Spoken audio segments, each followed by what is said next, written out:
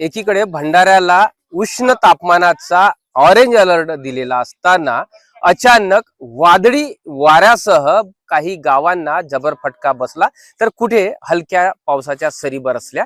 आपण त्यातीलच ज्या गावाला फटका बसला अशा जुन्या पिंपरी या गावामध्ये आहो। बघू शकतो या 60 घरांची वस्ती असलेल्या या गावातील जवळपास 30 घरांच्या कौलारू छते उडालीत, ज्यात तीनपत्रे असेल, कौलारू घरे असेल किंवा अन्य अशा पद्धती इथे मोठ्या प्रमाणात वृक्ष पडलेत, विद्युत पुरवठा करणारे खांब कोसळलेत आणि यामध्ये 2 जनावरे मृत्यू झाला, 2 जनावरांचा, आणि काही जनावरे जखमी झाले। यात भयान अशा या वादळी वाऱ्यात या गावातल्या नागरिकांचा संसार अक्षरशः उघड्यावर आल्याची परिस्थिती आहे।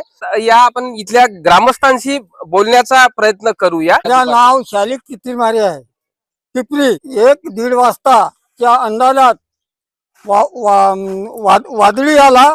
वादळी आला ना, तो घर वगैरे सर्व उस्त झाले।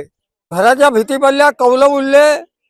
और माई नातीन होती पाळण्यामध्ये, तिच्या अंगावर भीत पडण्याच्या तारणीत होती, पर ते तिला आम्ही कवाल ढकलला ना त्याला वाचवला।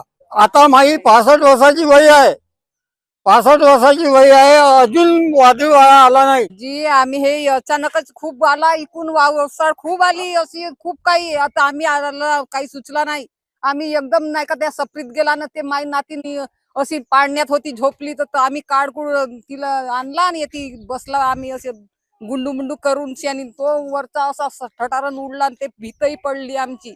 आम्हाला सकाळी सुचतच नव्हता, त्या बघतात आमचे पुरे कपडे लत्ते भांडे कुंडे सप्पा असे, आणि आमची टीव्ही फुटली, तो ह्याही बी सोपाही मोडला, भीत पडली, तर पूर्ण आमचं सामान उद्ध्वस्त झाला।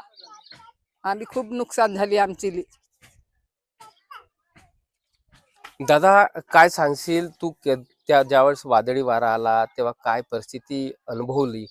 कधी अनुभवला का असा प्रसंग? माझं नाव खुशाल नारायण सुंगेनवर आहे आणि माझी आता वय 26 वर्ष चालू आहे, पण या 26 वर्षामध्ये मी असा हा वादळी वारा आणि पाऊस कधी बघितला नाही। हा एवढा भयंकर होता की घरचे दिवाण, कूलर, सोफे सर्व उद्ध्वस्त झालेले आहेत आणि बहुत घरची नुकसान खूपच झालेली आहे। ढोरं तर भरपूर नुकसान झालेलं आहे आणि धान वगैरे तुम्ही पाहू शकता, धानाचं पण नुकसान झालेलं आहे। हा एवढा नुकसान आम्ही झेपू नाही शकत।